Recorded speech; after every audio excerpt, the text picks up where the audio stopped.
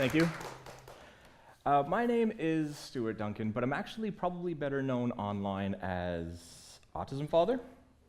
That's me on the internet. I know the resemblance is uncanny.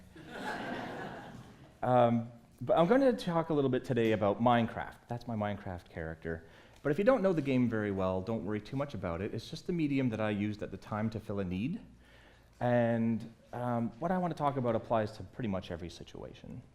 So about 4 years ago, I started a Minecraft server for children with autism and their families, and I called it Autcraft.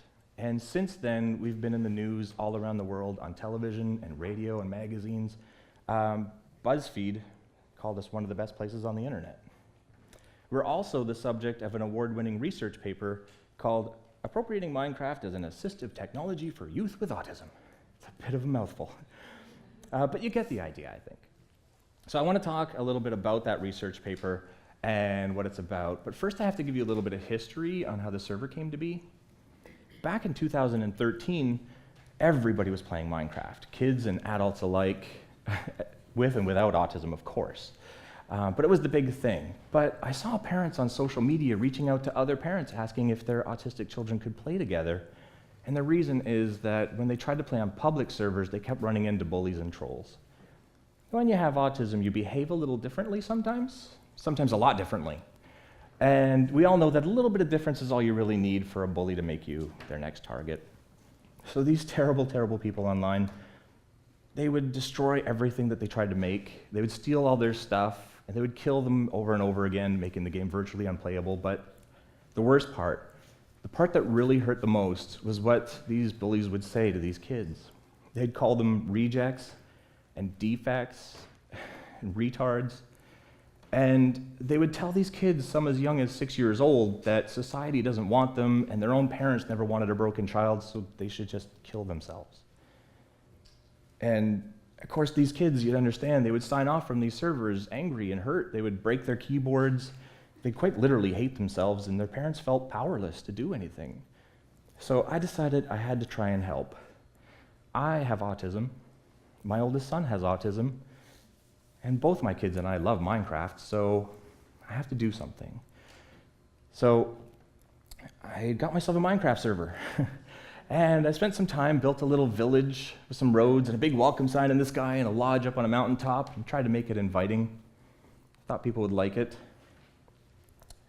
The idea was pretty simple. I had a whitelist so that only people that I approved could join. And I would just monitor the server as much as I could, just to make sure that nothing went wrong. That was it. That was the whole promise, just to keep the kids safe so that they could play. When it was done, I went to Facebook and posted a pretty simple message, just on my friends list, not publicly. I just wanted to see if there was actually any interest in this and if it really could help. Turns out that I greatly underestimated just how much this was needed, because within 48 hours, I got 750 emails. I don't have that many Facebook friends. Within 8 days, I had to upgrade the hosting package 8 times, from the bottom package to the most expensive package they had. And now, almost 4 years later, I have 8,000 names on the whitelist from all around the world. It's pretty crazy. But the reason I'm up here today to talk to you isn't just because I gave kids a safe place to play. It's what happened while they played. I started hearing from parents who said that their children were learning how to read and write from playing on the server. At first, they spelled things the way they sound, like most kids do, but because they were part of a community, they saw other people spelling the same words properly, and they just picked it up. I started hearing from parents who said that their nonverbal children were starting to speak. They only talked about Minecraft, but they were talking. Some kids were making friends at school for the first time ever. Some were starting to share and even give things to other people. It was amazing. And every single parent came to me and said it was because of Autcraft. It was because of what you're doing. But why, though? How could all of this be just from a video game server? Well, that goes back to that research paper that I was talking about. In it, she covers some of the guidelines that I used when I created the server. Guidelines that I think help encourage people to be their very best, I hope. For example, communication. It can be tough for kids with autism. It can be tough for grown-ups without autism. But I think that kids should not be punished. They should be talked to. 9 times out of 10, when the kids on the server act out, it's because of something else that's happened in the day, at school or at home. Maybe a pet died. Sometimes it's just a simple miscommunication between two children. They don't tell the other person what they're about to do. And so we just offer to help. We always tell the children on the server that we're not mad and they're not in trouble, we only want to help. And it shows that not only do we care, but we respect them enough to listen to their point of view. Respect goes a long way. Plus, it shows them that they have everything they need to be able to resolve these problems on their own in the future, and maybe even avoid them because, communication. On most servers, as video games are, children are rewarded, players are rewarded for how well they do in a competition, right? The better you do, the better reward you get. That sort of thing can be automated. The server does the work, the code is there. On Autcraft, we don't do that. We have things like Player of the Week and CBAs, which is caught being awesome. We award players ranks on the servers based on the attributes that they exhibit, such as the buddy rank for people that are friendly towards others, and junior helper for people that are helpful towards others. We have senior helper for the adults. But they're obvious, right? Like, people know what to expect and how to earn these things because of how they're named. As soon as somebody signs on to the server, they know that they're going to be rewarded for who they are, not what they can do.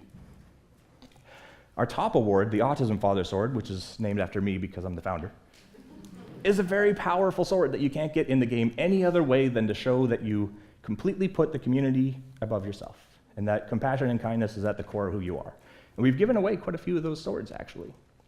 I figure if we're going to watch the server to make sure nothing bad happens, we should also watch for the good things that happen and reward people for them. We're always trying to show all the players that everybody's considered to be equal, even me. But we know that we can't treat people equally to do that. Some of the players get angry very easily. Some of them have additional struggles on top of autism, such as OCD or Tourette's.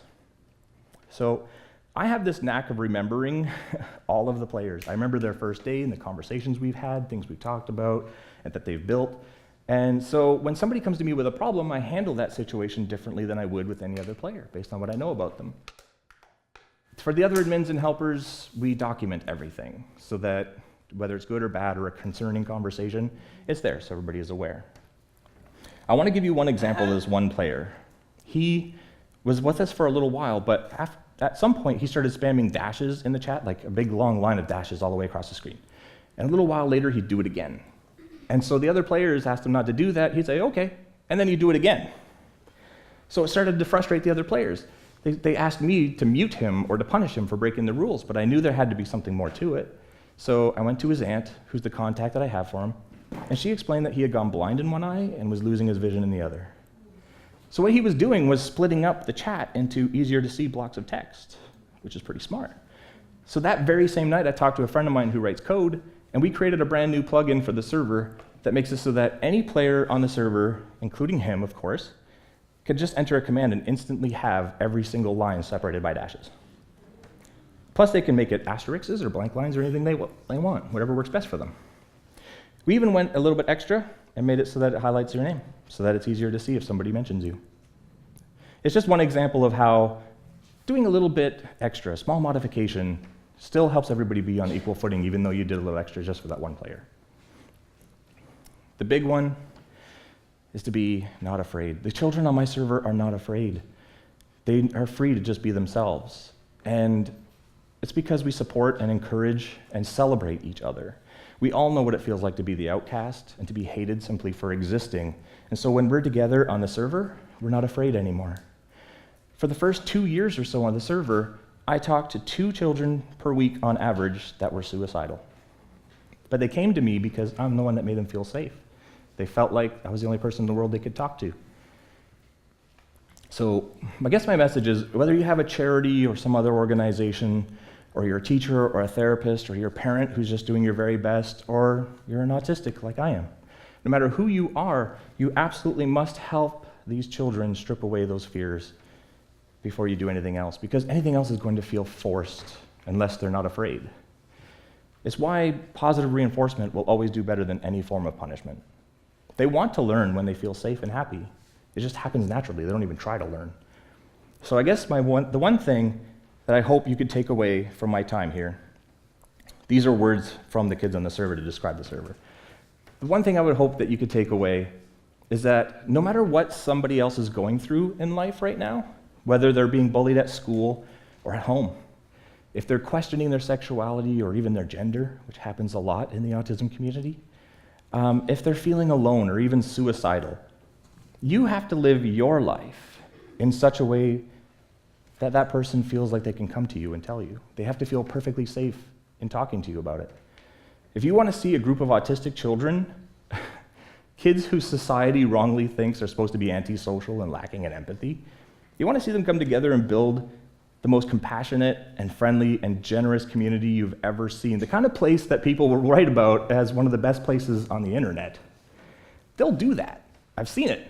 I'm there every day. But they have some huge obstacles that they have to overcome to do that.